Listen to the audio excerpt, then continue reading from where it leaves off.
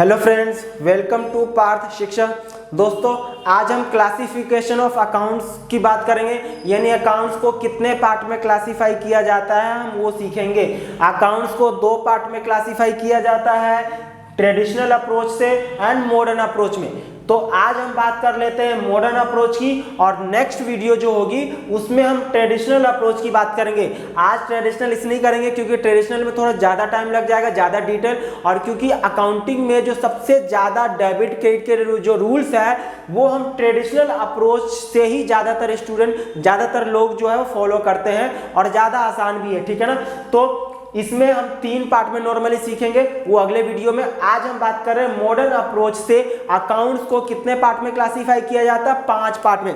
तो सबसे पहला assets, liability, capital, income and expense, और इसको याद रखिएगा मॉडर्न अप्रोच को अकाउंटिंग इक्वेशन अप्रोच भी कहते हैं। इससे पहले, ठीक पहले जो अकाउंटिंग इक्वेशन के मैंने 5 लेक्चर कराए हैं, तो उसमें मैंने यही बताया था, इन पांचों का नाम वहां पे आपने समझ लिए थे। मतलब एसेट्स क्या होता है उसका मतलब ये आपको मालूम है, लायबिलिटी क्या होता है, एसेट्स जिससे हमें फ्यूचर में कोई बेनिफिट मिले, लायबिलिटी जिससे मुझे फ्यूचर में किसी को पे करना है, कैपिटल जो बिजनेस का ओनर होता है, और इनकम यानी कि जिससे हम बिजनेस में पैसा कमाते हैं, सोर्सेस ऑफ इनकम, जैसे मैं ट्यूशन पढ़ाता हूं तो मुझे ट्यूशन से जो फीस मिलता है वो मेरे लिए इनकम, रेवेन्यू, और एक्सपेंस यानी कि ट्यूशन पढ़ाने के लिए जो कुछ भी मुझे खर्चा करना है, स्पेंड करना पड़ता है मनी, वो मेरे लिए एक्सपेंस है। इन सब का डिटेल मैं बेसिक अकाउंटिंग टर्म्स में भी मैं बता चुका हूं। तो इसके रूल्स क्या है, इसके रूल्स यानी मॉडर्न अप्रोच को ही डायमंड रूल्स भी कह सकते हैं, यानी कि rules of debit and credit में अगर मैं बात करूं,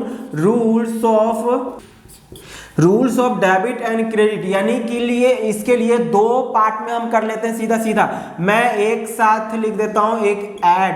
अब देखिए आसान है बहुत याद करना। अगर मैं कोई बात करूं ऐड, ये क्या क्या आएगा इसके अंदर, इसके अंदर आएगा एसेट्स एंड एक्सपेंस, क्रेडिट। मतलब देखिए क्या है, ऐड मैं एसेट्स और एक्सपेंस के लिए एक रूल है, इस एसेट्स और एक्सपेंस के लिए एक रूल है डेबिट क्रेडिट के, रूल्स ऑफ डेबिट क्रेडिट, इसी को कहते हैं डायमंड रूल्स। क्या कहते हैं, डायमंड रूल्स। तो क्या है सर ये एक एसेट्स और एक्सपेंस, अगर एसेट्स इंक्रीज होता है तो डेबिट करेंगे, एक्सपेंस इंक्रीज होता है तो क्रेडिट करेंगे, डेबिट करेंगे, दोनों का क्या करना है, डेबिट करना है। तो यहां लिख देंगे, ये रूल तो हो गया। अब ये कैसे पहचान में आएगा, हाँ जी, अगर ये इंक्रीज होता है तो इन दोनों को डेबिट करना है, और अगर डिक्रीज होता है तो इसको क्रेडिट करना है। खेल खत्म यहीं पे बस। यानी एसेट्स और एक्सपेंस इंक्रीज तो डेबिट, डिक्रीज तो क्रेडिट। दूसरा है LIC, ये है, बाकी 3 बच गए, लायबिलिटी, कैपिटल और इनकम, ये तीनों का एक रूल है। मतलब अगर मैं लायबिलिटी, कैपिटल, इनकम को एक साथ लिख लूं, और liability increase credit, liability L increase I and credit C, LIC, नाम तो याद ही होगा, LIC कभी भूल नहीं सकते हैं, बट यहाँ पे LIC का मतलब क्या है, लायबिलिटीज इंक्रीज क्रेडिट, और लायबिलिटी के साथ 2 और चीज है, कैपिटल और इनकम।